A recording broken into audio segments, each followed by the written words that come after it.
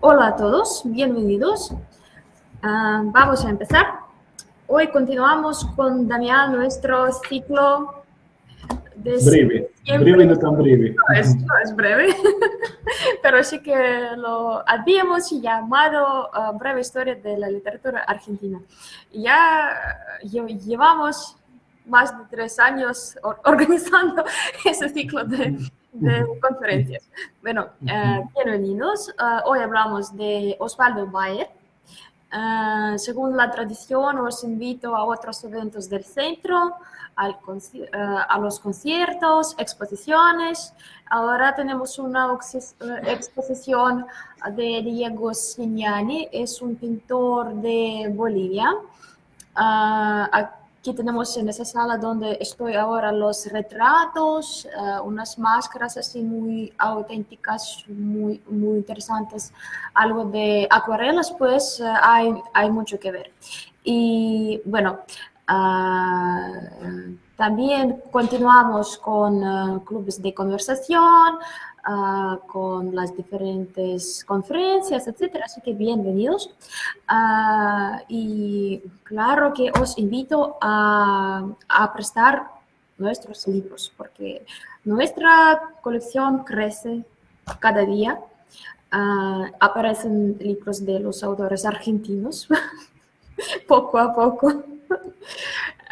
Bueno, y también os quiero recordar que tenemos las grabaciones de conferencias de Damián en YouTube y en Contacte. Bueno, para cualquier pregunta estoy en su disposición. Voy a dejar aquí en el chat que podéis utilizar para vuestros comentarios, preguntas. Dejo aquí nuestro correo electrónico para cualquier pregunta. Ya estamos. Bueno, y doy la palabra al literario y escritor Damián Bob. Bueno, hola, muchas gracias, Julia. Hola a todos, buenas tardes. Empezamos entonces la charla de hoy. Como siempre digo, la idea es que no sea un monólogo esto, así que si tienen alguna pregunta o algún comentario, los invito durante el transcurso de mi charla a interrumpirme, a escribir en el chat y bueno, que no sea solamente un monólogo de mi parte y que conversemos. Así que si tienen alguna pregunta, algo que no está claro, sí, por favor, escriban. Hoy vamos a hablar del historiador, del escritor argentino Osvaldo Bayer. Vamos a hablar un poco, al principio vamos a hablar un poco de su biografía. Después vamos a comentar algunas de sus obras y de por qué consideramos que es un escritor tan importante y fundamental de la literatura y de la cultura argentina. ¿Sí? Osvaldo Bayer, que era hijo de alemanes, nació en Santa Fe, en Argentina, en 1927, aunque vivió gran parte de su vida en el barrio de Belgrano, de Buenos Aires. Fue, entre otras muchas cosas, escritor, periodista, historiador, documentalista, dirigente obrero, fue sindicalista, fue el creador del primer sindicato de obreros de periodistas en el diario Clarín, un diario bastante conservador para lo que es la historia de Argentina. Él trabajó un tiempo en este diario y creó el primer gremio, allí el primer gremio de periodistas. Estudió historia en la ciudad alemana de Hamburgo desde 1952 a 1956. En Alemania también va a vivir durante el exilio, de eso vamos a hablar más tarde. Trabajó en diferentes periódicos del país. Fundó en 1960 el diario La Chispa en la Patagonia, un diario que, bueno, él mismo nombró como el primer diario independiente de la Patagonia. Pero bueno, fue un diario que tuvo poca vida, después de 8 ediciones fue cerrada y Osvaldo Bayer fue expulsado de la ciudad de Esquel en la Patagonia. La Patagonia va a jugar un rol importantísimo en lo que es la obra literaria de Osvaldo Bayer cuando va a escribir su su libro de historia en 4 tomos, que es la Patagonia Trágica, que bueno, es más conocida como la Patagonia Rebelde por la película de la cual vamos a hablar más adelante. Osvaldo Bayer tiene una historia bastante particular, se conoció con muchos personajes históricos de Latinoamérica. En 1960, por ejemplo, fue enviado por el Sindicato de Periodistas a Cuba, en lo que fue el primer aniversario de la Revolución Cubana, y en esa oportunidad tuvo la suerte de conocer al Che Guevara.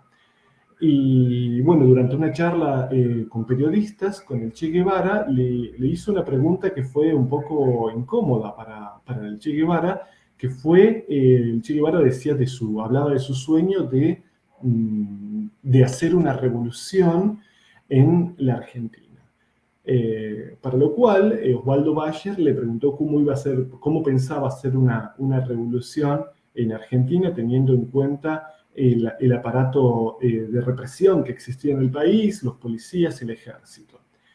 Bueno, a lo cual el Che Guevara le respondió que todas esas personas eran mercenarios y a los cuales era posible convencer de ponerse del lado del pueblo argentino. ¿Por qué cuento esto? Porque es una anécdota que Osvaldo Bayer siempre contaba con cierto remordimiento, porque él siempre decía, ¿por qué le pregunté a una persona que tenía el sueño de hacer una revolución? ¿Por qué le hice una pregunta tan incómoda? ¿Por qué hice una pregunta que estaba repleta de desconfianza? Porque era una pregunta que decía, bueno, pero ¿cómo vas a hacer esa revolución? Fue algo que se reprochó mucho Osvaldo Bayer, que en Cuba parece que tuvo muchos problemas, porque bueno, en un agasajo, después de esta conferencia que tuvieron los periodistas latinoamericanos con el Che Guevara, los invitaron a un agasajo, que imagino que bueno, que era más una atmósfera, un ambiente ya más relajado, y Osvaldo Bayer invitó a una periodista a una periodista argentina a estar en este agasajo, una periodista que no estaba invitada, que no estaba en la lista de invitados, con lo cual el gobierno cubano dijo que había actuado irresponsablemente para lo que era la seguridad del Che Guevara y fue expulsado de Cuba y solamente pudo volver a Cuba en 1995. Es decir, no se lo dejó volver a Cuba por muchos años. Diferentes anécdotas que tiene Osvaldo Bayer, que cuenta muchas anécdotas. Tiene muchísimas anécdotas de su vida, vivió una vida larguísima, vivió hasta los 91 años, fue muy amigo del escritor Osvaldo Soriano, de quien hablamos la vez pasada, que hablamos de fútbol, fueron muy amigos y también tiene muchas anécdotas con Osvaldo Soriano. Osvaldo Bayer, de hecho, lo mencionamos en la charla pasada de fútbol, porque él escribió un libro que se llama Historia del fútbol argentino, donde habla de mucha de la fundación de los equipos de fútbol argentino y de los inicios del fútbol argentino en el país. Es un libro, me parece que de cabecera para todos aquellos que quieren saber, cómo se inició el fútbol en el país. Pero hoy no hablamos de fútbol, no se preocupen, ya hablamos mucho de fútbol la charla pasada, hoy hablamos de historia. Pero bueno, quería contar una anécdota que tiene Osvaldo Bayer con Osvaldo Soriano durante el exilio que estaban en Alemania. Osvaldo Soriano estaba exiliado en Francia, si mal no recuerdo, y Osvaldo Bayer en Alemania. Y entonces Osvaldo Soriano en una oportunidad lo visita a su amigo Osvaldo Bayer y están en su departamento de Berlín, y Soriano le pregunta a Bayer si puede llamar a la Argentina, porque quiere hacer un par de preguntas a su editor. Y Bayer le dice, claro, sí, por favor, allí está el teléfono, llama. Soriano llama y habla un tiempo determinado, y Bayer, que es una persona bastante inteligente y que conocía mucho a las personas, comprende que Soriano en realidad no está llamando a Argentina para discutir alguna cuestión editorial, sino que está llamando porque el equipo de Soriano, que es San Lorenzo, está jugando ese día. Y seguramente, calculando la hora en Berlín y la hora en Buenos Aires, seguramente ha terminado el primer tiempo de Soriano. Dije que no iba a hablar de fútbol y estoy hablando de fútbol. Bueno, perdón. Entonces, Bayer dice, seguramente seguramente quiere saber cómo terminó San Lorenzo el primer tiempo. Entonces vuelve Soriano y Bayer le pregunta, ¿todo bien? Dice, sí, todo bien, y bueno, siguen hablando de sus cosas, imagino de las cosas que hablarían Soriano y Bayer, y pasan 50 minutos, una hora, y Soriano dice, ¿sabes? Creo que he olvidado de preguntar algo a mi editor, ¿puedo volver a llamar? ¿No es un problema? Y Bayer dice, no, por favor, allí está el teléfono, llama, habla lo que creas necesario. Y Soriano va a llamar por teléfono. Y Bayer, que ya hemos visto que no es tonto, piensa, ha pasado una hora, seguramente ya ha terminado el partido de San Lorenzo y él quiere saber el resultado. Y Bayer, que era una persona bastante carácter, dice, lo que no me gusta es que me está mintiendo. Me dice que quiere hablar con el editor, pero quiere saber el partido del fútbol. Entonces, cuando vuelve Soriano, vuelve contento, porque seguramente San Lorenzo ha ganado el partido. Soriano era fanático de San Lorenzo, y Bayer lo mira y le pregunta, no puedo creer, le dice, no puedo creer cómo te gusta un equipo que fue fundado por un sacerdote católico. A lo cual Soriano se ofende mucho. Estamos hablando de personas que eran de izquierdas, que eran ateos, que eran, bueno, Bayer era declarado anarquista, Soriano también era de izquierda. Soriano se enoja y no habla más durante el resto del día con Bayer. Al día siguiente, ha pasado un día y Soriano y Bayer no han hablado. Al día siguiente, Bayer era fanático de Rosario Central, del equipo, bueno, de Rosario Central, y Soriano lo mira y le dice, no puedo creer, ¿sí?, que seas fanático de un equipo que tiene el nombre de ese objeto que se utiliza para rezar, ¿sí? Los rezos, el rosario, sí, es una cadenita que la gente usa para rezar. Con lo cual Bayer le responde, bueno, creo que me ganaste. Bueno, Bayer tiene muchísimas anécdotas de ese tipo, muchas historias de ese tipo que, bueno, recomiendo si les interesa leer un poco de las memorias de Bayer, de buscar vídeos, que hay muchos en internet sobre sus historias. Pero bueno, Bayer, como decía, siempre fue declarado anarquista, se autodeclaró siempre anarquista, además de su obra como historiador, como escritor, como documentalista, como guionista. Él fue traductor, ¿sí? Fue uno de los traductores más importantes de Kafka en la Argentina. Él tradujo Metamorfosis de Kafka, creo que no tradujo El proceso de Kafka, lo que sí sé que tradujo Metamorfosis y El castillo de Kafka. En cuanto al proceso, no estoy seguro si lo tradujo. También tradujo a Goethe. Se fue un traductor bastante importante del alemán, un idioma que hablaba de la misma manera que hablaba el español, ¿sí? Eran sus dos idiomas natales. También hablando de sus anécdotas, cuenta que una vez lo invitaron a jugar al fútbol en el barrio de Belgrano, y estamos hablando de la década del 30, la mayor parte de la gente del barrio de Belgrano, de Buenos Aires, son hijos o inmigrantes italianos, y él pertenecía a una colectividad alemana, él era hijo de alemanes, y los alemanes eran menor cantidad. Y también estaba la cuestión étnica, de que los italianos jugaban con los italianos, o a veces quizás con los españoles, pero con los alemanes no eran muy amigos, y en un momento determinado él está en un partido de fútbol, les falta un jugador, y está Osvaldo Bayer ahí, que es pequeño, es un niño, y lo invitan porque les falta un jugador. Y Osvaldo Bayer era un pésimo jugador de fútbol, por lo que cuenta él mismo, y tiene un conflicto con los chicos italianos que le terminan gritando maldito alemán. En realidad usan otras palabras que no voy a repetir aquí, y también cuenta ese tipo de anécdotas. Como decía antes, él estudió en Hamburgo, sí, él estudió la carrera de historiador, vuelve al país.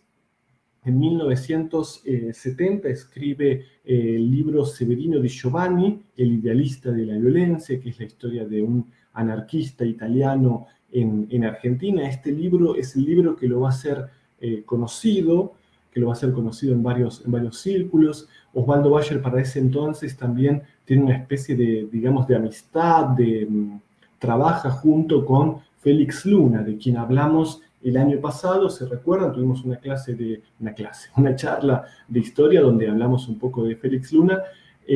pese a que eran de ideologías bastante opuestas, digamos, Félix Luna y Osvaldo Bayer, siempre tuvieron una relación, digamos, de amistad. Pero bueno, él en 1970 se hace un poco conocido en el círculo de escritores, de historiadores, gracias a ese libro, pero el libro que verdaderamente le va a servir para catapultarse como uno de los escritores más famosos del país va a ser el libro de Los Hechos de la Patagonia Trágica, que es más conocido como la Patagonia Rebelde, algo de lo que vamos a hablar más adelante. Este libro además va a ser muy popular porque se va a hacer una película, se va a filmar una película en 1973, que se va a mostrar en 1974, que es con el nombre de La Patagonia Rebelde. Una película que está dirigida por Héctor Olivera, que también ayudó en el guión, junto con Osvaldo Bayer y Ayala. Van juntos a escribir el guión de esta película, que va a contar con los actores más importantes de esa época. Estamos hablando de Federico Lupi, Héctor Alterio, ¿sí? Escritores de los que eran más famosos en esa época y quizás de los escritores más importantes de la cinematografía argentina. ¿Sí? Si hablamos del cine argentino y si hablo de Héctor Alterio y Federico Lupi, es quizás como si habláramos de Robert De Niro y Al Pacino en Estados Unidos, ¿sí? Dos de los actores más importantes del país. Hasta el día de hoy, yo diría, aunque bueno, Federico Lupi creo que falleció hace unos años. Bueno, esta película va a traerle problemas, el libro va a traerle problemas a Osvaldo Bayer, él va a tener que exiliarse, la película tuvo muchas dificultades para estrenarse, el gobierno, el mismo Perón, que había vuelto del exilio en 1973, la prohíbe al principio, aunque en 1974 va a firmar un decreto para permitir que la película se muestre, pero al poco tiempo él va a fallecer, va a morir y va a subir al poder Isabel Martínez de Perón, que va a prohibir que va a prohibir la película y bajo amenazas de muerte Osvaldo Bayer va a tener que exiliarse. ¿Sí? Se va a exiliar. Él cuenta que cuando está saliendo del país, cuando se está yendo del país, un policía de aduanas le dice que nunca más va a volver que disfrute sus últimos momentos porque nunca más va a volver a su patria. Él se va a exiliar desde 1975 a 1983, se va a exiliar en Berlín, en Alemania, y va a poder volver a Argentina en 1984. Eso va a ser muy importante para Osvaldo Bayer porque durante los años de exilio él siempre va a vivir con el convencimiento de que nunca va a tener la oportunidad de volver al país, lo cual lo va a impulsar a hacer más investigaciones sobre Argentina y a tratar de estar todo el tiempo que puede en contacto con escritores de Argentina. Y va a ser para los que hemos vivido fuera de nuestro país mucho tiempo, lo que quizás si alguno de ustedes lo ha vivido, lo que siempre ocurre es un proceso de vuelta a enamorarse de su propio país después de muchos años fuera.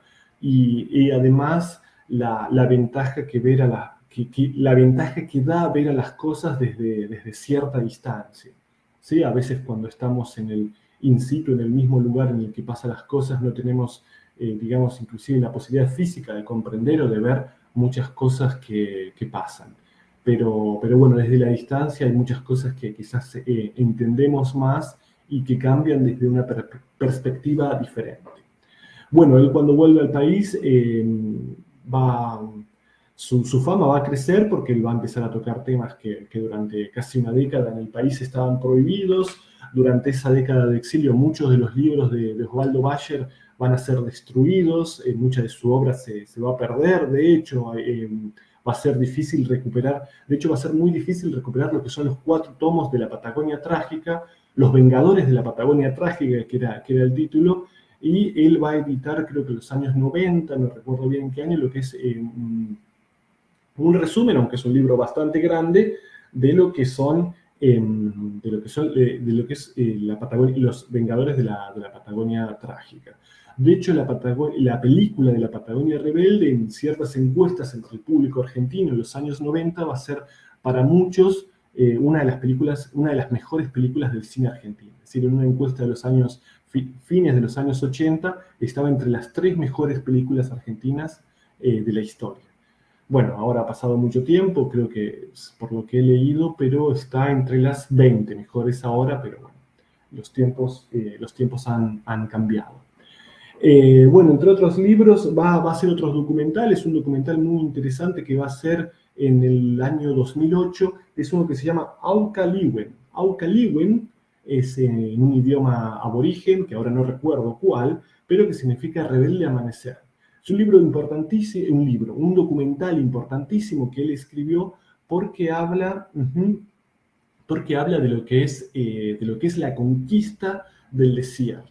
Y aquí, bueno, ya vamos a empezar un poco a hablar de lo que es la obra de Osvaldo Bayer. La conquista del desierto es un proceso colonizador, podemos decir, de Argentina, en lo que se intenta poblar cierta parte del territorio argentino.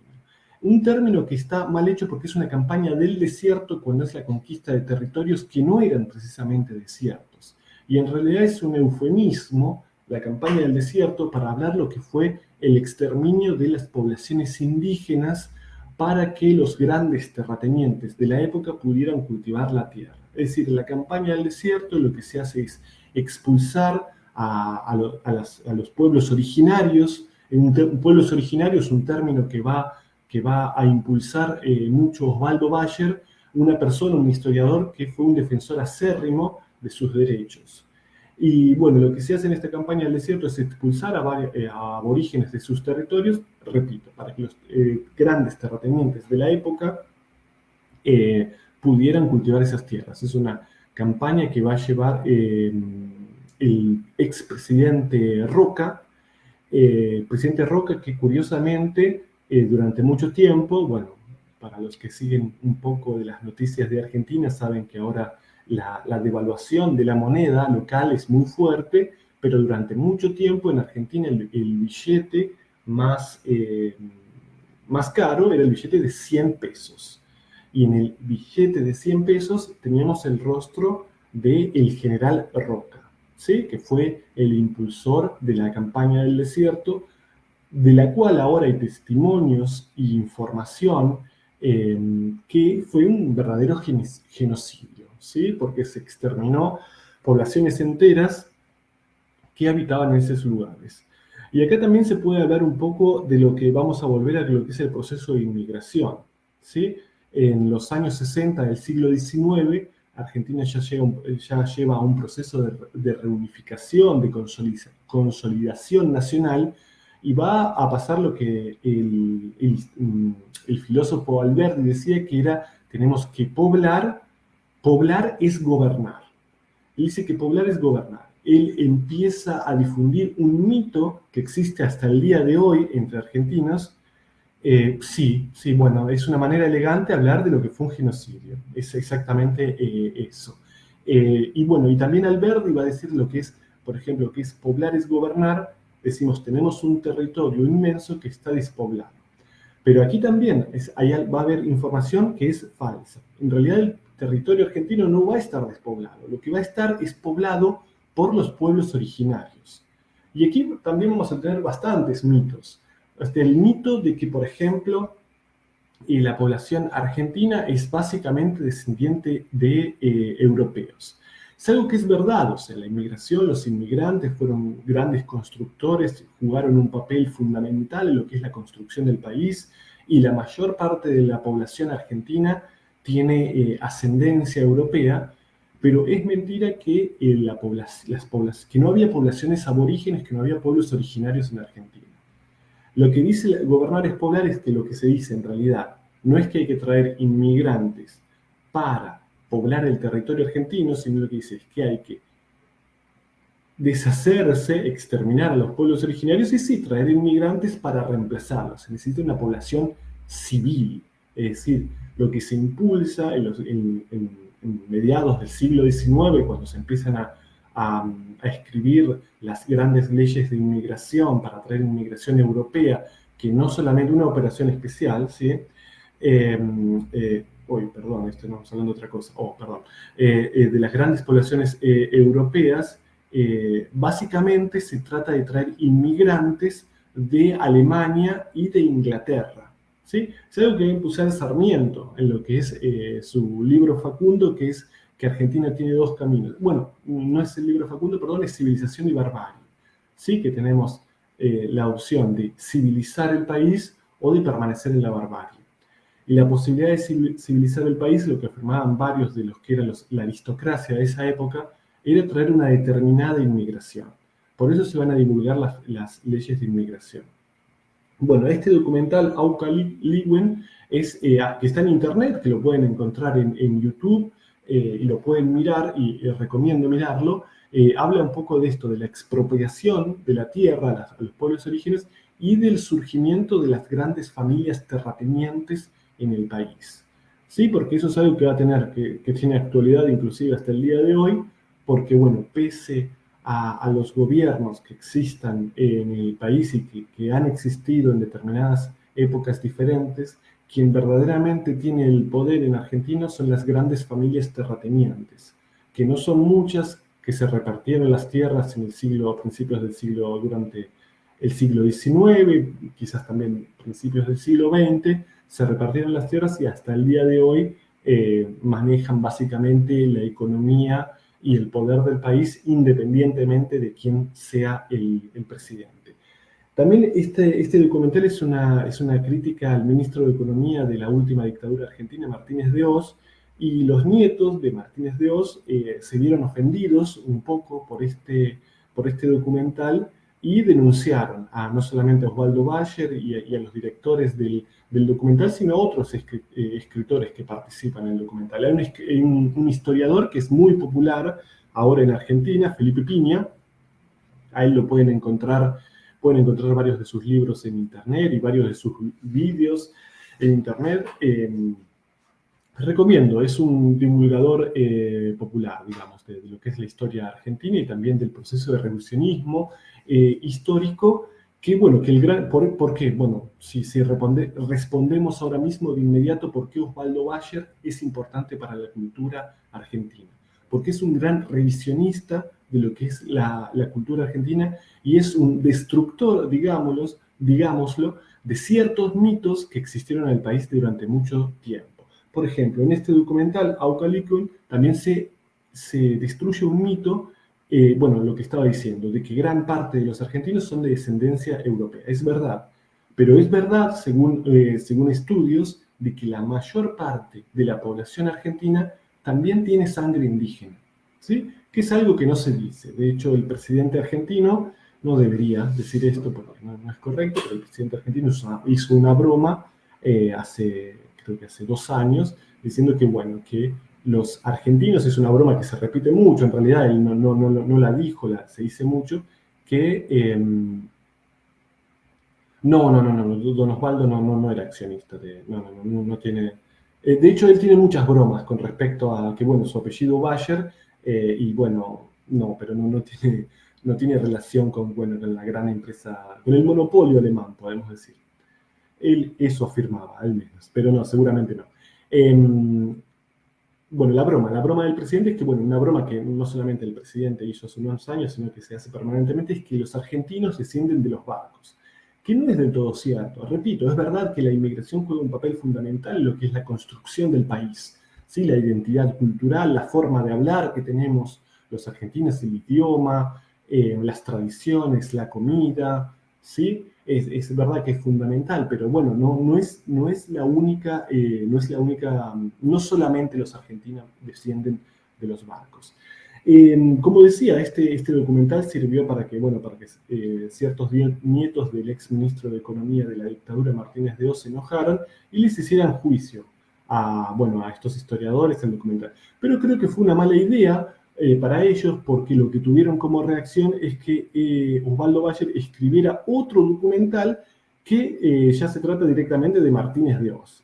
Lo cual, se habla un poco de la figura de Martínez de Hoz, de los crímenes que él cometió, de su papel en lo que es el enriquecimiento y, su papel durante la dictadura, básicamente.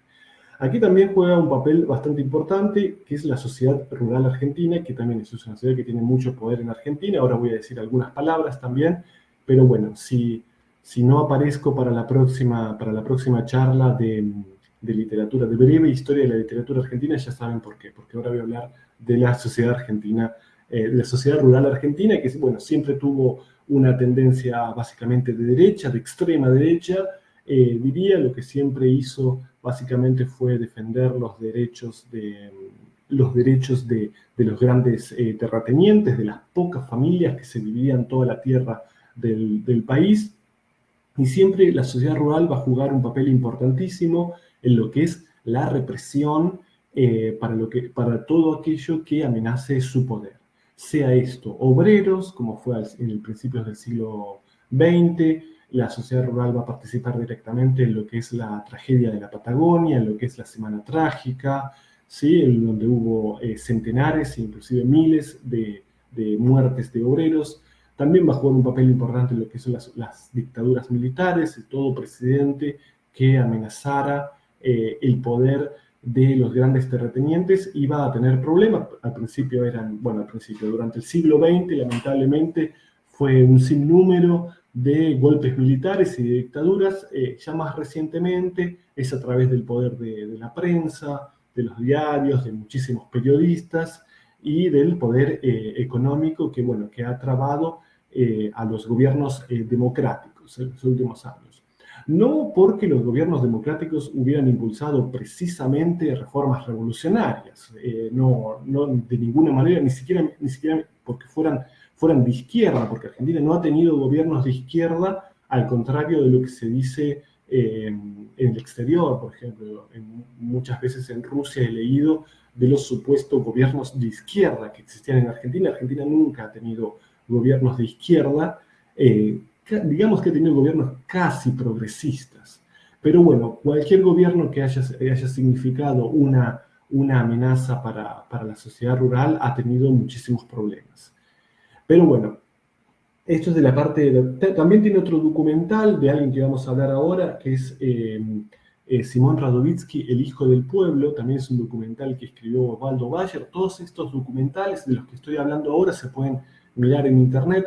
En este documental se habla de Simón Radovítsky, que era un ucraniano de origen judío que nació en las afueras de Kiev, que llegó al país en 1907, 1906, no recuerdo. Él nació en 1891 y él va a participar en lo que era una fiesta popular, una fiesta de obreros, que es el 1 de mayo. Sí, el 1 de mayo, como bien sabemos, se festeja, es un aniversario de lo que fue el asesinato de obreros norteamericanos en Chicago en 1886, cuando se exigía las 8 horas de trabajo, ¿sí? La disminución de la jornada laboral a 8 horas. Después de eso se va a establecer el 1 de mayo como una fiesta, digamos, de reivindicación de los derechos de los trabajadores, de los obreros. En Argentina, el 1 de mayo se celebra, no se celebró, imagino que durante las dictaduras, pero bueno, se sigue celebrando, pero la primera vez que se celebra va a ser en 1890. En 1809, durante lo que son los actos del 1 de mayo, el jefe de la policía va a reprimir esta manifestación. Esta manifestación, además que muchos diarios conservadores del país desde hace muchos años criticaban. Criticaban porque, miren, estamos en 1809. Es el periodo más importante de lo que es la masiva inmigración al país, ¿sí? Para dar algunos datos, la gran inmigración al país tiene lugar desde 1880, digamos que es hasta 1914. En realidad, algunos la toman hasta 1930, pero digamos que la gran cantidad de inmigrantes llega en ese periodo. En ese periodo van a llegar lo que es mayoritariamente inmigrantes de Italia, de diferentes partes de Italia, inmigrantes españoles, y inmigrantes polacos y rusos, inmigrantes alemanes. Y pasaba en esa época, de hecho en ese año estamos hablando de que la población argentina, más del 15% de la población argentina era extranjera. ¿Sí? Con este tema de los extranjeros en Argentina, ahora voy a volver. Quiero contar primero un poco de Simón Radovítsky y este documental de Osvaldo Bayer. Bueno, durante 1909, estamos en el 1 de mayo, Falcón, el jefe de la policía, hace una represión masiva de obreros. Creo que mueren alrededor de 15, 20 obreros, muchísimos son heridos, son arrestados. Cuando el periodismo le pregunta a Falcón por qué él inició esta represión, él dice que porque los obreros reunidos llevaban una bandera roja y no llevaban una bandera azul y blanca. Y también esto va a tener un poco con lo que es la reacción de la aristocracia, de las clases conservadoras contra lo que es la inmigración. Como decía anteriormente, muchos periódicos de la época criticaban estas reuniones porque en cada reunión, por ejemplo, había un orador que hablaba en italiano, un orador que hablaba en alemán, otro orador que hablaba en español, en inglés. ¿Por qué? Porque tenemos inmigrantes de diferentes países. Y lo que hablaba era de la solidaridad entre obreros, lo que es una internacional, ¿sí? Una solidaridad entre obreros. Los diarios conservadores de la época decían: no entendemos para qué hacen estas reuniones si ni siquiera pueden entenderse entre sí, por la cuestión de que todos hablaban diferentes idiomas. Pero bueno, después de esta represión masiva de 1909, antes creo que dije 1800, repito, 1909, los obreros se van a reunir y van a manifestar, se van a hacer huelgas exigiendo lo que es la renuncia de Falcón. Falcón no va a renunciar, va a ser apoyado por el presidente de la época, que era Figueroa Alcorta, y a consecuencia de eso, Simón Radovítsky va a decidir tomar justicia por mano propia. Y en el mismo año, en lo que es el 15 de noviembre de 1909, va a hacer un atentado, y bueno, en un atentado va a lanzar una bomba contra Falcón, con lo cual Falcón va a fallecer, va a morir. Después de eso, Falcón va a ser una figura legendaria para lo que son las fuerzas represivas de Argentina. El Instituto de Estudios de la Policía Argentina se va a llamar Falcón. Hay un monumento enorme de Falcón en lo que es el barrio de La Recoleta, en Buenos Aires. Simón Radovítsky va a ser arrestado. Él intenta suicidarse, no puede. Lo que pensaban que iba a ser, bueno, se le declara la pena de muerte, pero resulta que Simón Radovítsky tiene en esa época 18 años, con lo cual no es mayor de edad para ser asesinado. Para ser asesinado, bueno, para la pena de muerte, sí, básicamente para ser asesinado. Bien, un estudio de la policía forense, de los médicos, dicen que en realidad él tiene 21 años, con lo cual declaran la pena de muerte para Simón Radovítsky, pero aparece la historia de Simón Radovítsky en realidad es para una novela, básicamente, porque unos días antes de que se cumpla la condena de la pena de muerte, desapareció la imagen. A ver, bueno, no sé si me ven. Lo importante es que me escuchen, ¿sí? Mientras me escuchen está todo bien, ¿sí? Por favor, si en algún momento no me escuchan, escríbanme, ¿sí? Por favor. Bueno, continúo. Creo que me escuchan. Va a aparecer lo que es un primo, Moisés Radovítsky, que va a decir que tiene el certificado de nacimiento. El certificado de nacimiento va a estar en ruso, ¿sí? Al principio van a intentar no aceptarlo, porque dicen, bueno, está en ruso, no lo entendemos. Después van a aparecer algunos traductores. La cuestión que solo se puede escuchar mi voz. Bueno, a ver, no sé qué puedo hacer al respecto. Sí. Siempre, saben que en Argentina, no sé por qué, pero en Argentina los sábados Internet siempre funciona peor. No sé por qué será. Si Internet tendrá Shabbat, no querrá trabajar los sábados, pero bueno, a ver, no sé si... Bueno, voy a continuar de momento. Lo importante es que me escuchen. Ok, gracias por mi voz. Bueno, voy a continuar de esa manera. Entonces, va a aparecer... ahora todo está bien, perfecto. Perfecto, continuamos entonces. Bueno, aparece esta persona, este documento en ruso que al principio los abogados, la Fiscalía Argentina no quiere aceptar, pero bueno, finalmente va a terminar aceptando. El documento dice que en realidad Simón Radovítsky tiene 18 años y 7 meses. Con lo cual la condena de pena de muerte se anula y lo que se declara, se lo condena de por vida, ¿sí? De por vida, y se lo envía a un lugar del que quería hablar desde el principio mismo de la charla. Quería hablar de Ushuaia, la ciudad más austral del mundo. Desde muchos años Ushuaia fue para Argentina un símbolo de, bueno, básicamente de lo que era Siberia para Rusia, ¿sí? Es un lugar donde enviaban a los presos más peligrosos, y en esa época, estamos a principios del siglo XX, se enviaba a los anarquistas y socialistas más peligrosos. Se lo envía al sur, entonces, a la cárcel de Ushuaia, un lugar del cual no se podía escapar, porque, bueno, la cárcel de Ushuaia, que hoy es un museo en Ushuaia, pero un lugar que no había donde escapar. Digamos que escapar de Ushuaia era escapar a un desierto de nieve y de frío y a una muerte casi segura. No era un lugar al cual podían escapar. Se lo envía a él, se lo envía a Simón Radovítsky. Ahí, pese a todo, es interesante, ¿sí? Cuando se dice la palabra imposible. ¿Sí? Era un lugar del cual era imposible escapar, pero sin embargo escaparon muchas veces, y Simón Radovítsky escapa, creo que en 1911, intenta escapar a Chile, atraviesa bueno, tiene muchísimas aventuras que bueno, necesitaría mucho tiempo para relatar, pero la cuestión es que lo vuelven a atrapar y lo vuelven a encerrar en lo que es la prisión de Ushuaia. Uh-huh. Bueno, bueno, está bien. No sé qué condena puede ser peor, no voy a comentar, pero bueno.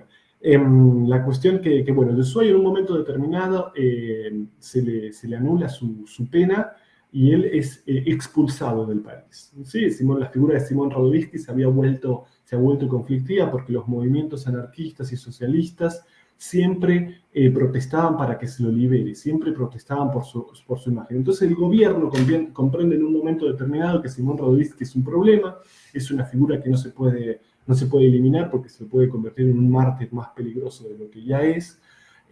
No se lo puede tener en el país porque ya es un peligro. Entonces se lo expulsa de un país, él primero va a estar en Uruguay, luego va a viajar a México, va a participar en lo que es la guerra civil de España, en las brigadas internacionales republicanas, y finalmente va a terminar sus días en México trabajando en una compañía, en una empresa de juguetes. Pero bueno, de la figura de Simón Radovítsky se podría hablar muchísimo.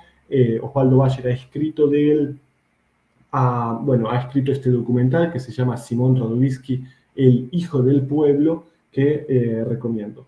Volviendo un poco a lo que es un tema del que habla mucho Osvaldo Bayer, que es el de las reivindicaciones obreras. Y hubo dos temas que Osvaldo Bayer trató, habló y escribió mucho durante su época. Fue lo que es las reivindicaciones obreras, la lucha de obreras, de obreros y obreras también, el origen del anarquismo, del socialismo en el país, y todo eso con la inmigración, ¿sí? Y trata mucho de lo que es el tema de anarquistas. Anarquistas, en realidad, lo que es el tema sindical del país hasta la llegada del peronismo. La mayor parte de los sindicatos en Argentina eran anarquistas.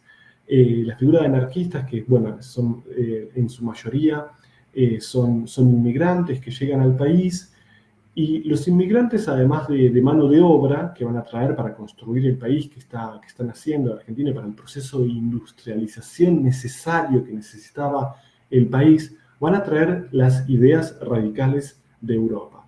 Ante todo eso, Argentina va a intentar defenderse de todo eso. Y en 1899 se va a impulsar lo que es la ley de residencia. La ley de residencia que existió hasta 1958, que era la ley que decía, básicamente, para hablar en palabras simples, que expulsaba a todo aquel extranjero que significara un peligro para el país. Con esto se va a expulsar a muchísimos extranjeros, inclusive durante la época de Perón, ya en fines de los años 40, los años 50, se expulsaron muchísimos extranjeros. Esta ley se va a derogar solamente en 1958 por Frondizi, pero bueno, básicamente se decía que cualquier extranjero que llegara al país y quisiera organizar un sindicato, que quisiera protestar por sus derechos, era expulsado del país. Repito otra vez, estamos hablando de una época donde más del 15% de la población era de origen extranjero, eran italianos, españoles, alemanes, rusos. Interesante también, cuando hablamos de rusos, es algo que he hablado, rusos incluía todo lo que eran los habitantes del ex imperio ruso. ¿Sí? Muchas veces por rusos se denominaba polacos, se denominaba muchos a judíos mucho tiempo. La palabra judío y ruso fueron sinónimos. ¿Por qué? Porque los primeros rusos, digamos, que llegaban al país eran de origen judío. Por eso, bueno, creo que he hablado un poco de eso, Alberto, en nuestra charla de Alberto Gerchunov. Hablamos de cómo la inmigración judía fue tan importante en Argentina y cómo se produjo. Por cierto, de Garibaldi hay algunas leyendas de que estuvo en Argentina. Quien estuvo en Argentina fue un dirigente, para aquellos que conocen un poco de lo que es la historia del anarquismo, Buenaventura Durruti, que fue un anarquista español que murió en la Guerra Civil Española. Estuvo en la Argentina intentando robar bancos, precisamente, que era algo a lo que se dedicaban mucho los anarquistas. Pero bien, me he ido un poco del tema, estaba hablando... Bueno, y es interesante que en realidad cuando hablamos, volviendo un poco también lo que es el tema de la campaña del desierto, cuando hablamos de la creación, por ejemplo, del Ejército Nacional Argentino, hablamos de una creación de un ejército que, a diferencia de en otros países, fue creado no para proteger al país de amenazas externas, sino para proteger al país de supuestas amenazas internas. Es decir, el ejército siempre va a actuar contra la población local, ¿sí? Por ejemplo, hablamos de lo que fue, por cierto, en 1909, cuando hubo esta represión de obreros en lo que es el 1 de mayo, eso se llamó la Semana Roja. En 1919 va a ocurrir lo que es la Semana Trágica, que es una represión en la que participa el ejército, participa la Liga Patriótica Argentina. La Liga Patriótica Argentina era básicamente una organización de voluntarios de extrema derecha, digamos casi fascistas, con el apoyo de la sociedad rural, y aquí se va a reprimir a obreros que protestaban obreros metalúrgicos en realidad, y se van a adherir otros obreros que protestaban por las condiciones laborales. La Semana Trágica es un tema también del que trata mucho Osvaldo Bayer. Es importante para el país porque va a ser lo que se llama también el primer y único pogrom en el territorio americano. Es decir, en Argentina, en Buenos Aires, tenemos lo que se llama el barrio de Once, que es un barrio judío, aunque bueno, tiene comunidades de otros países, como comunidades de Corea y de Perú, pero es un barrio judío, y durante esta represión a obreros, se va a decir que, por ejemplo, hay que librarse de lo que son la conspiración ruso-judía, ¿sí? La conspiración ruso-judía para la conquista del poder. Estamos hablando de 1919, Barrio 11, sí, así se llama, es el Barrio 11, es un barrio judío de Buenos Aires.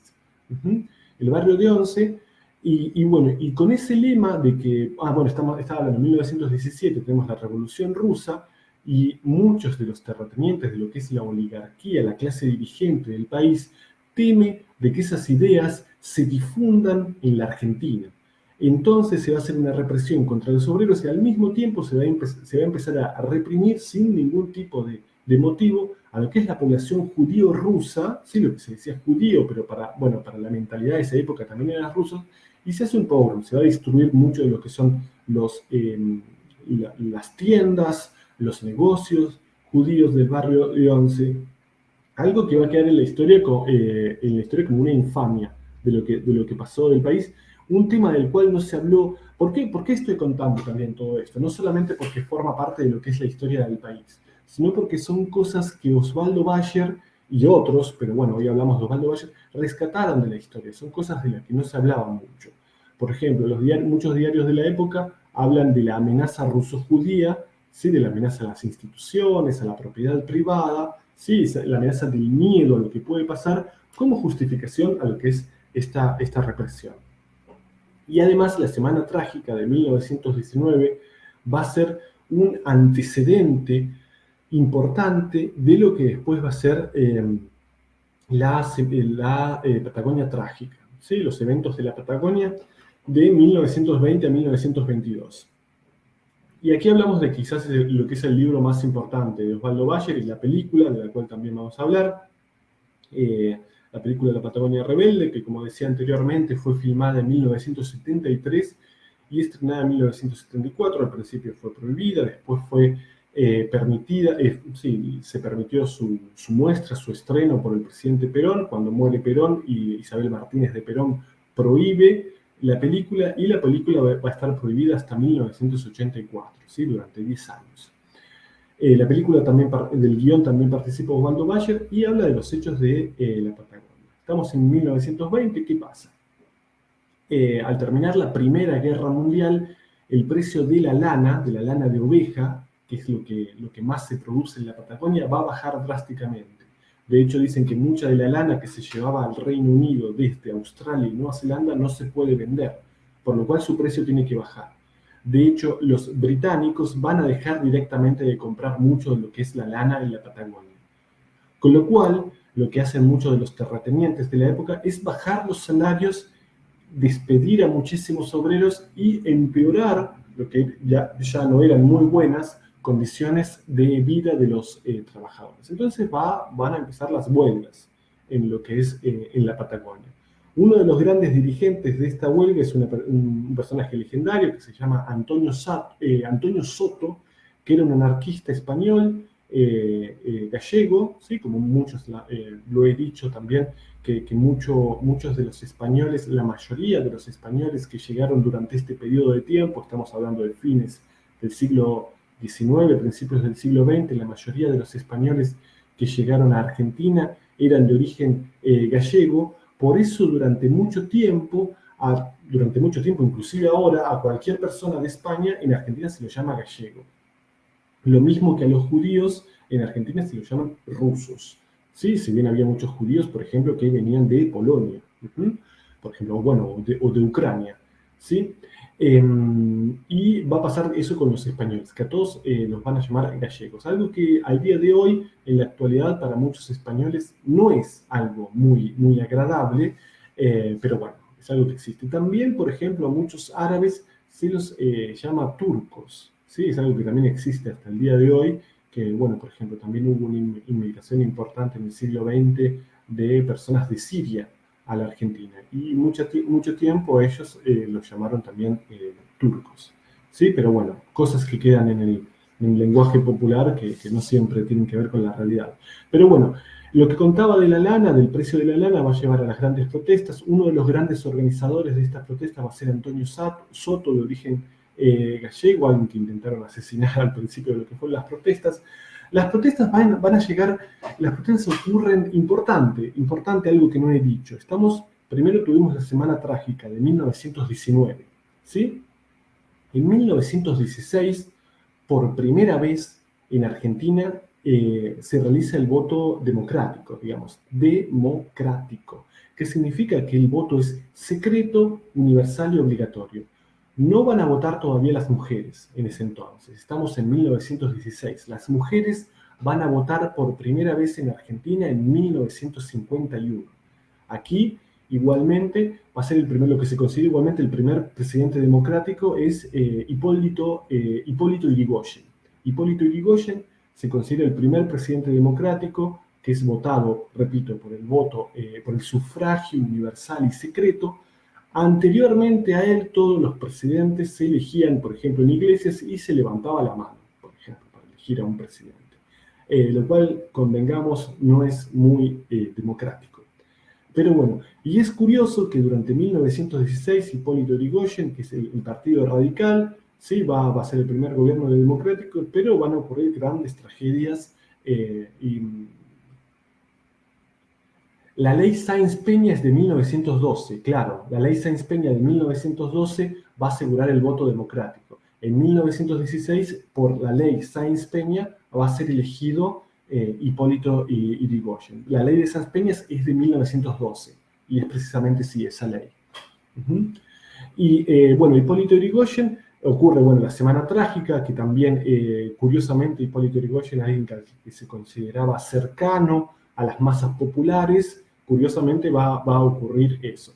Y bueno, en 1920, entonces, en lo que es, empiezan estas protestas en la Patagonia, y bueno, ¿qué se va a hacer? En un momento determinado se va a llegar a cierto arreglo, ¿sí? Se va a llegar a cierto arreglo en donde, por ejemplo, los obreros pedían cosas básicas como, por ejemplo, que no vivieran hacinados, ¿sí? Porque, bueno, estamos hablando de que en la Patagonia muchos de los obreros vivían en casas donde, por ejemplo, 1 metro o 2 metros tenía cada obrero para vivir. Algo muy importante que no he dicho, ¿sí? Hablé de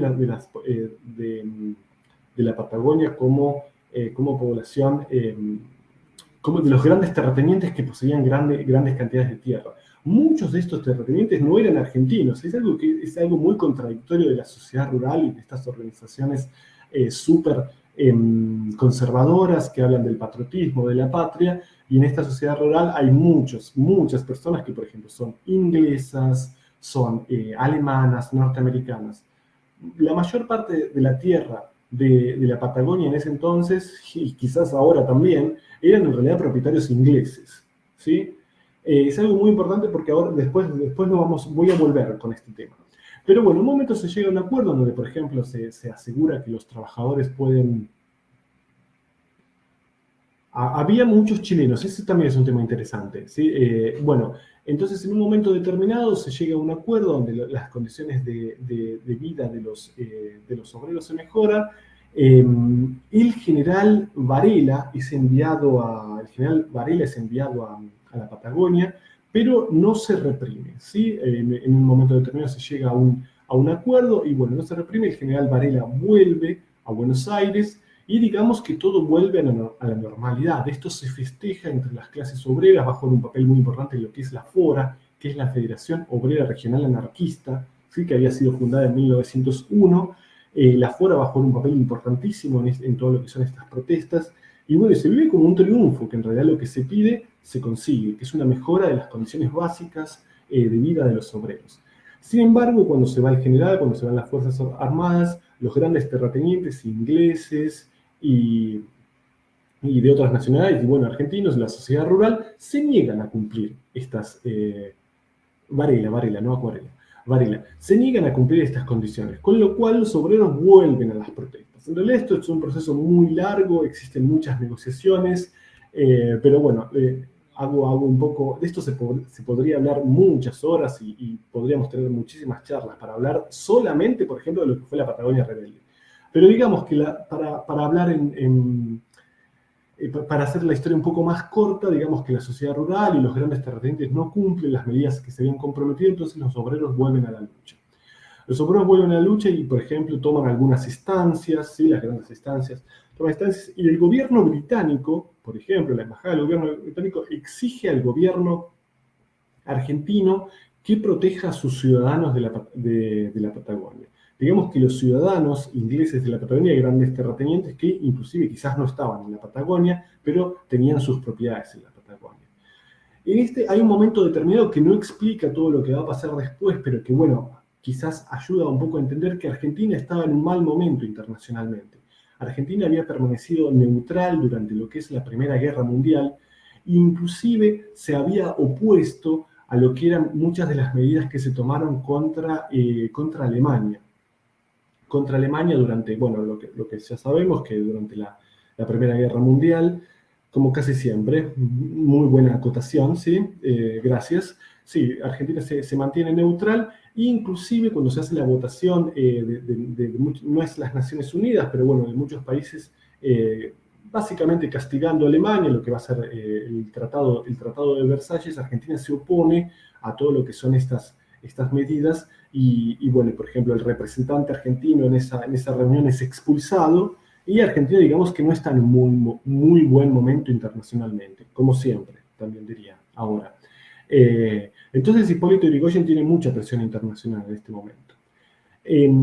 La cuestión de mediar que se había intentado anteriormente no ha conseguido. Hipólito Yrigoyen hace algo que hacen muchos radicales, espero que ningún radical me esté mirando ahora de Argentina, pero que es lavarse las manos, digamos, ¿sí? El típico gesto de lavarse las manos, y él le dice al general Varela, vaya a la Patagonia y haga lo que tiene que hacer, ¿sí? Con lo cual el general Varela tiene piedra libre para hacer lo que quiera.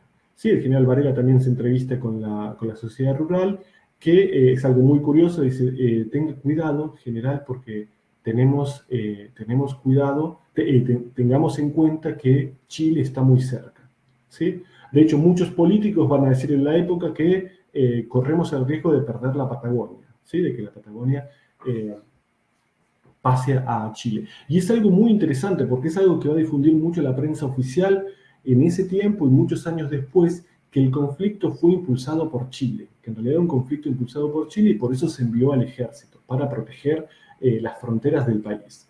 En realidad eso no va a tener que ver con la realidad, por lo que dicen muchos testimonios de la época y muchos testigos con los cuales habló Osvaldo Bayer. Básicamente fue una protesta que quizás es algo que Osvaldo Bayer dice, se fue de las manos.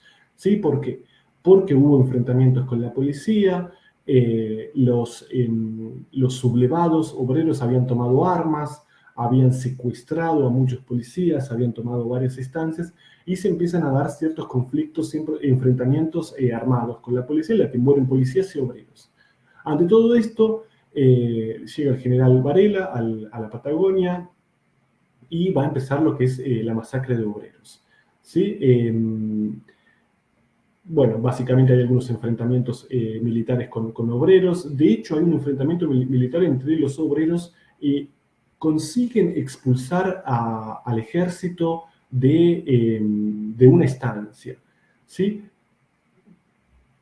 Siempre, no voy a comentar, no voy a comentar el último comentario, pero bueno, consigue, de hecho, bueno, hablando de lo que es Chile, muchos obreros chilenos participaban de lo que son estas huelgas. Es muy interesante porque es básicamente una internacional. Muchos de los obreros la mayoría de los obreros son extranjeros, absolutamente. Los grandes organizadores son italianos, españoles, hay muchos alemanes, muchos rusos, hay inclusive inmigrantes norteamericanos, algo que a mí me sorprendió cuando lo leí, porque no se leen muchos archivos de inmigrantes norteamericanos en lo que es los anales de la inmigración argentina. Hay inclusive inmigrantes norteamericanos que van a participar de estas huelgas. Bueno, el general Varela, que al principio había participado de las negociaciones de reconciliación, digamos, va a reprimir salvajemente lo que van a ser estas protestas. Las cifras, muchos dicen que llegan a los 1.500 obreros asesinados. El general Varela va a apresar a muchos dirigentes obreros, muchas veces a través del engaño, donde les pide que se rindan, que van a ser respetados, y al rendirse los obreros van a ser asesinados. Hay muchos testimonios que recogió Osvaldo Bayer, en donde, por ejemplo, él ve, por ejemplo, muchos de los alambrados. No sé si saben lo que es un alambrado. Alambrado es algo que también empezó con lo que es después de la campaña del desierto. El alambrado es marcar el territorio, ¿sí? Delimitar los territorios para la explotación agrícola, ¿sí? Entonces, lo que recoge Osvaldo Bayer, que muchos obreros y muchos inclusive sindicalistas, y muchos inclusive terratenientes, ¿sí? Terratenientes que no participaban de esto, van a ver alambrados completos, ¿sí? Con los cadáveres de obreros que habían sido fusilados, ¿sí? En la película que comentaba, que bueno, si no tienen la posibilidad de leer el libro, pueden ver la película, que la pueden encontrar tranquilamente en YouTube. El general Varela lo interpreta Héctor Alterio, sí, que quizás es uno de los mejores actores de la historia del país, si lo podemos comparar no sé, con Al Pacino, con Roberto De Niro, con Marlon Brando, no sé, con los grandes actores norteamericanos, ¿sí? Para hablar, él interpreta a Varela. Y es interesante porque en la película... Es interesante que en la película él dice, sus capitanes, muchos capitanes, le dicen, pero general, quizás es un poco demasiado lo que estamos haciendo. Y el general dice, no olvide que tenemos a Chile cerca. La cuestión, no podemos perder la Patagonia. Y otro argumento que no solamente él tenía, pero que se habla en los libros siempre, era que los huelguistas eran obreros extranjeros. ¿Sí? Que en realidad lo que se estaba haciendo es defender al país. ¿Pero por qué decía? Porque hay una imagen muy interesante. Cuando termina todo esto, ¿sí? Cuando termina la masacre, Héctor Alterio es el actor, el general Varela es agasajado, o sea, hacen una fiesta para recibirlo, es precisamente su cumpleaños, y hay algo muy interesante que, bueno, Héctor Alterio, pues, repito, es un actor de los mejores actores que he visto, es su rostro cuando las personas que lo están agasajando empiezan a cantar su cumpleaños en inglés, ¿sí? Que es su rostro y la realidad que mira que muchos de las personas que lo han apoyado en esta masacre que él ha realizado, en realidad son ingleses, ¿sí? Son extranjeros. La cuestión, y mucho de lo que, repito, o sea, la sociedad patriótica que participó también en apoyando el ejército, que es supuestamente la Liga Patriótica, ¿sí? De los derechos del amor a la patria, ¿sí? Cuando en realidad defienden los intereses de otros países, ¿sí? También es algo que se ve en las últimas dictaduras que básicamente bueno, no fueron organizadas, pero contaron en mucho tiempo con el apoyo de Estados Unidos. Bueno, de esta masacre mucho tiempo no se va a hablar, volviendo al tema de la Patagonia, de esta masacre mucho no se va a hablar, de hecho es algo que va a empezar Osvaldo Bayer va a rescatar en su tiempo que trabajó en la Patagonia, en la ciudad de Esquel, él va a rescatar muchos de estos materiales y va entonces a escribir su gran libro, ¿sí? Que es la semana trágica, perdón, no, la Patagonia trágica. Antes fue escrito un libro, el escritor se llama Borrero, creo, no recuerdo bien, sí, es Borrero, creo que es un libro que también se llama La Patagonia Trágica, pero que es un libro que no tuvo la divulgación que después sí tuvo el libro de Osvaldo Bayer. Varela va a volver a Buenos Aires, pero bueno, el fin de sus días no va a ser muy alegre, porque en 1923 un anarquista alemán lo va a asesinar en venganza a los anarquistas asesinados en la Patagonia trágica, lo que fue la masacre de la Patagonia.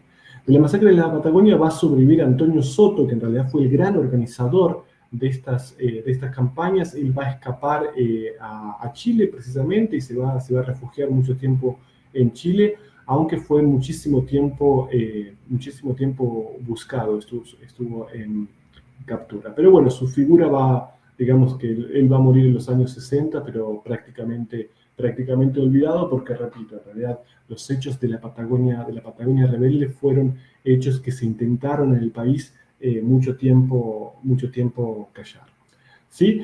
Y básicamente me gustaría citar un poco para hablar de Osvaldo Bayer, he relatado un poco de las historias que le ha contado. Me parece que lo más importante que ha hecho Osvaldo Bayer para la cultura argentina es un poco del revisionismo, es un poco de la crítica de la versión oficial de los hechos, que me parece importantísimo desde el punto de vista, me parece que siempre tenemos que mirar no con descreimiento, pero analizar toda información que leemos, ya sea en los libros de historia o en el periodismo, tenemos que analizar y comprender a qué intereses siempre sirve lo que leemos o lo que escuchamos.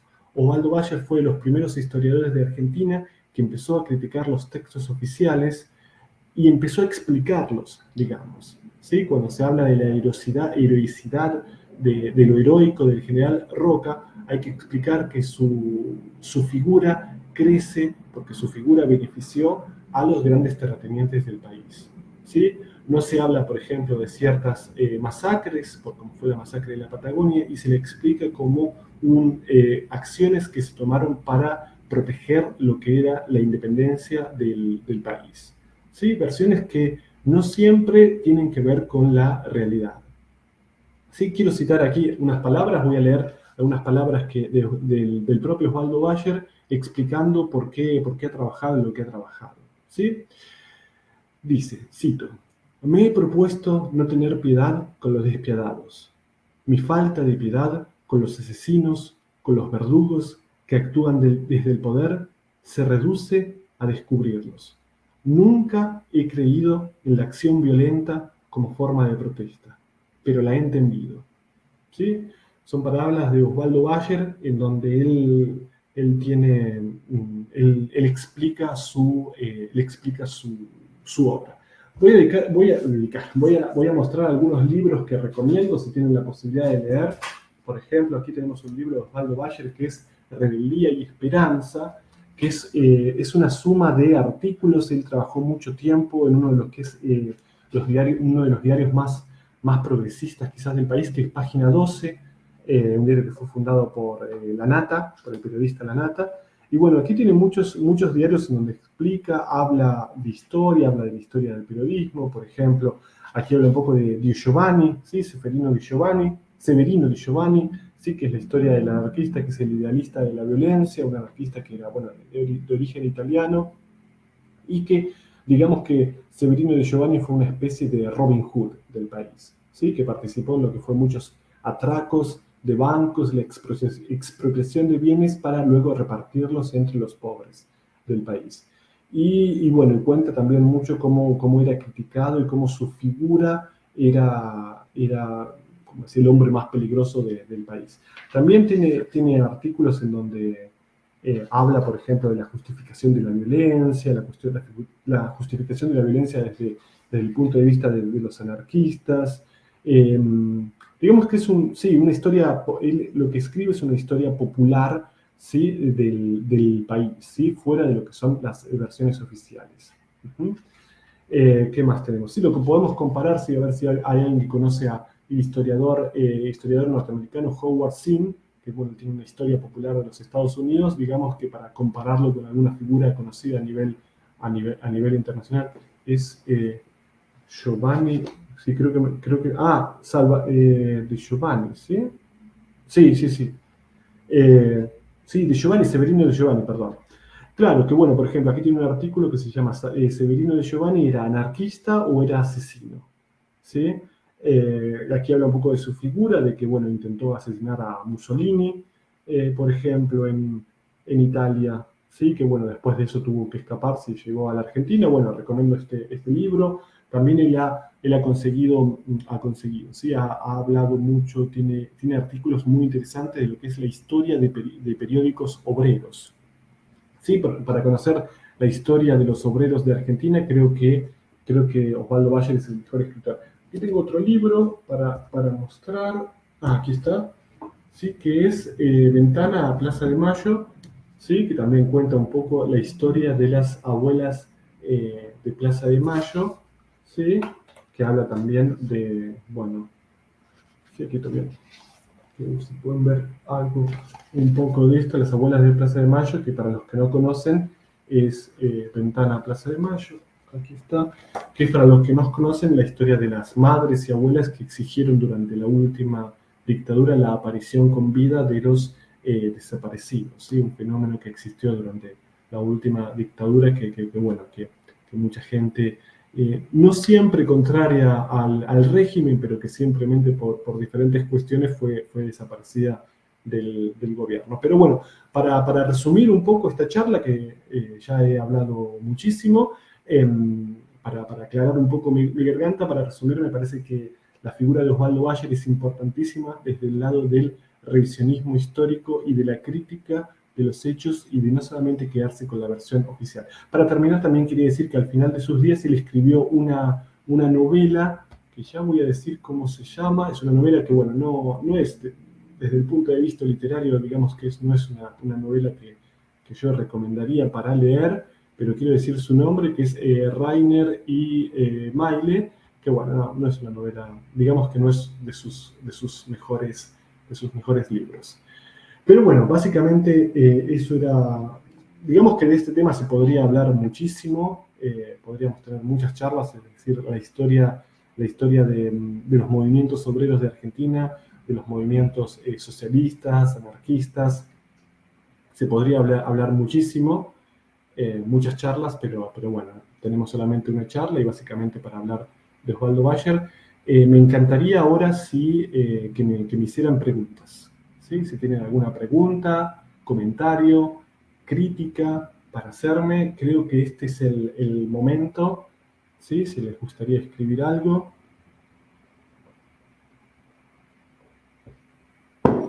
Es muy importante también los estudios de Osvaldo Bayer sobre la inmigración, porque bueno, la inmigración está directamente relacionada a lo que son los movimientos obreros en el país, ¿sí? Digamos que los fundadores del anarquismo, del socialismo, de los movimientos de protesta, eran de origen básicamente inmigrante, de origen europeo.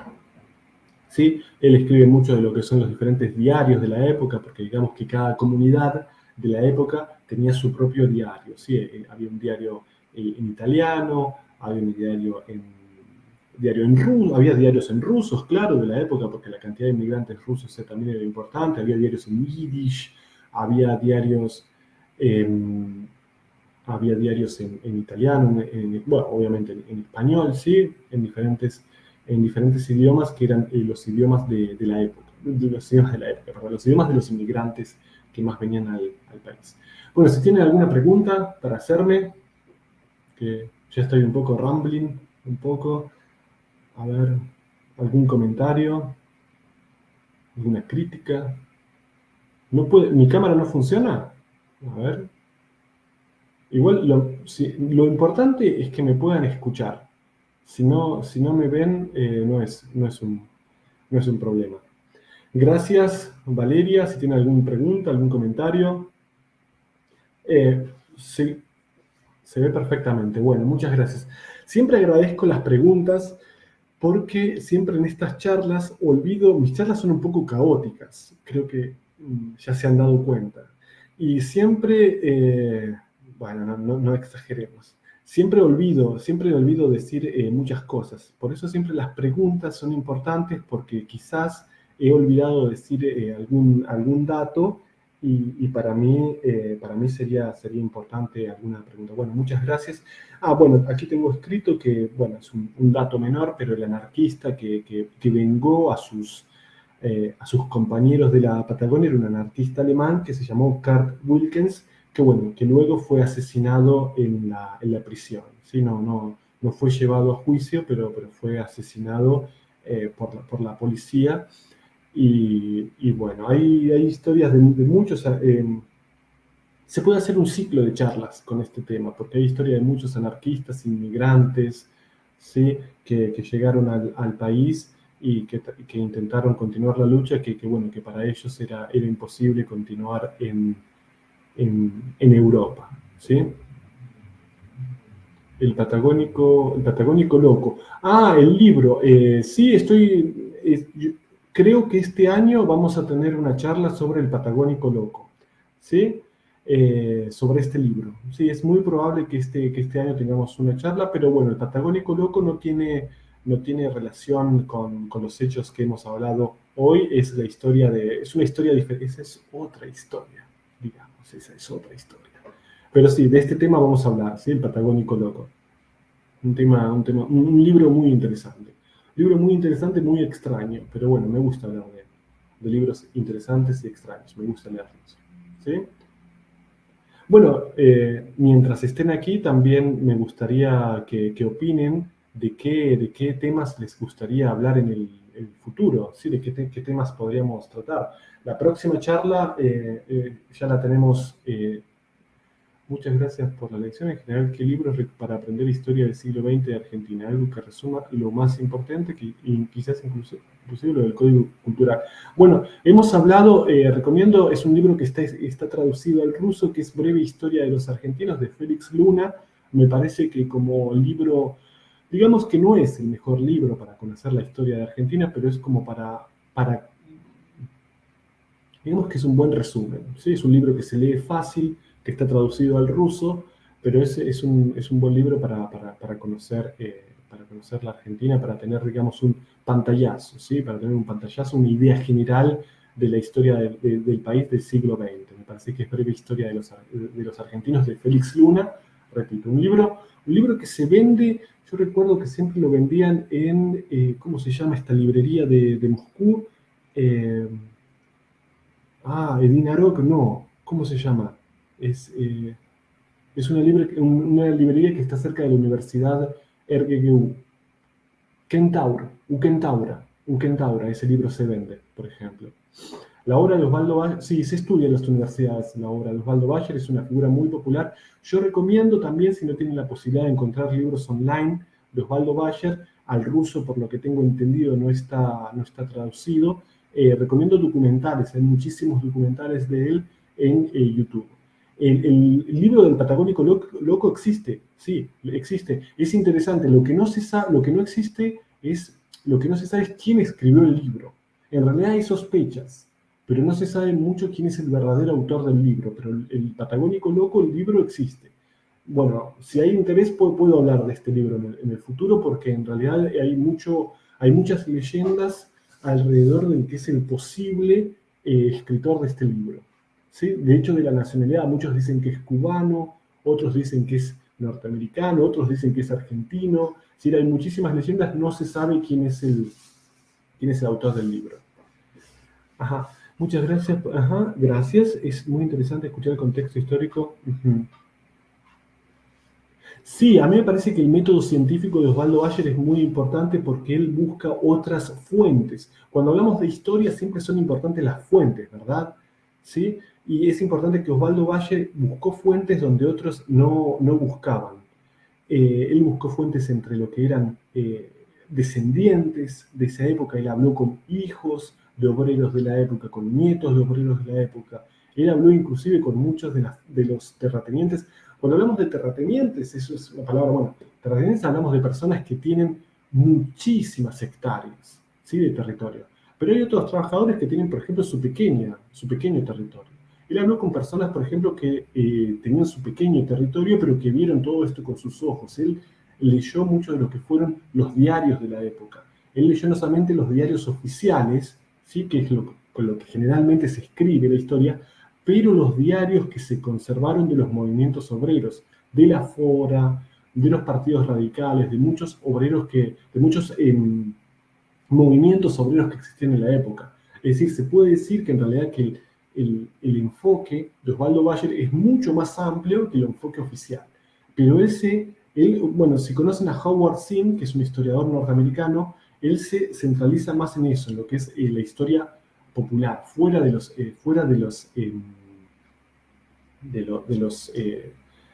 historia oficial, ¿sí? ¿Dónde se puede encontrar aquí no entiendo, ¿dónde se pueden encontrar los libros de Osvaldo Bayer? Creo que muchos se pueden descargar y si no en YouTube se pueden ver los vídeos. Si es por el Patagónico Loco, el libro está en la red, ¿sí? Pasa que no está en español. El libro fue escrito en español, pero el original no se puede encontrar, el original. Patagónico Loco, el libro fue escrito en español, pero la leyenda dice que fue escrito en español. A mí me da la sensación de que el libro no fue escrito en español. Yo tengo la sospecha de que el libro no fue escrito en español. Supuestamente existe un manuscrito del libro en español en una universidad de Estados Unidos. Pero es una leyenda. A mí me da la sensación de que la persona que escribió el libro lo escribió en inglés. ¿Sí? Pero es una persona que tiene un conocimiento de español. Bueno, es un tema para hablar. El libro está en la red, se lo puede encontrar, lo puedo enviar de hecho, se lo puede encontrar, pero en inglés, en español no se puede encontrar. Pero bueno, hay muchas leyendas de este libro. El Patagónico Loco, que repito, no tiene nada que ver con no tiene relación con lo que hoy hemos hablado. Bueno, ¿sí otra pregunta, comentario?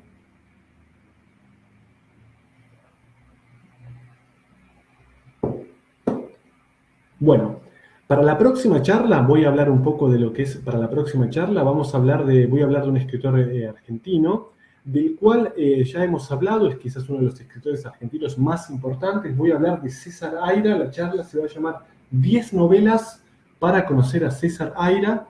Ya hemos hablado de César Aira, tuvimos una charla creo que en el 2000, Creo que en el 2021 tuvimos una charla en ruso de César Aira. En esta oportunidad creo que está la grabación de la charla, así que se la pueden ver.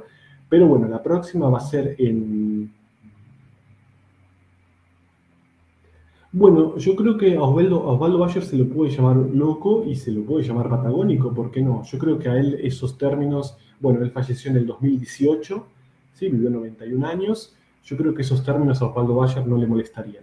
No le molestaría que lo llamen ni patagónico ni loco. Él vivió en la Patagonia, ¿sí? Estaba un poco loco, verdaderamente, ¿sí? Era una persona de mucho carácter, así que sí lo podríamos llamar loco. Bueno, vivió también, bueno, muchos años en Berlín, en Hamburgo, ¿sí? En Alemania, y vivió mucho en el barrio Belgrano, ¿sí? Que es donde falleció en el 2018. Repito otra vez, sí, que para la próxima vamos a hablar de César Aira y 10 novelas para entenderlo. Tenemos ya una charla de César Aira en ruso, que fue del 2021, creo que está la grabación en alguna parte, así que también pueden verla. Pero bueno, vamos a hablar más de lo que es... de lo que son estas novelas, 10 novelas cortas de César Aira, y hablar un poco de él. Vamos a repetirnos. Yo creo que hay algo interesante de la literatura que es repetirse.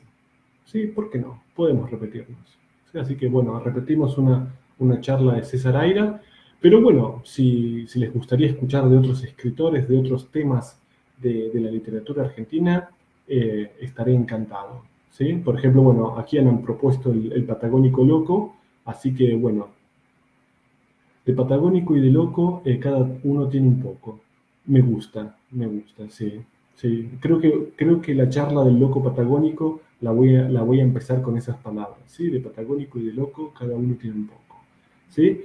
Bueno, han propuesto ese tema, es un tema del que podemos hablar pronto, pero bueno, si hay otros temas que les gustaría escuchar, por favor, ¿sí? No tendremos problemas en hacerlo.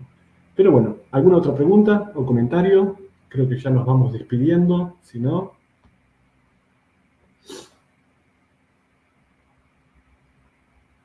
No otros comentarios, no otras palabras o críticas.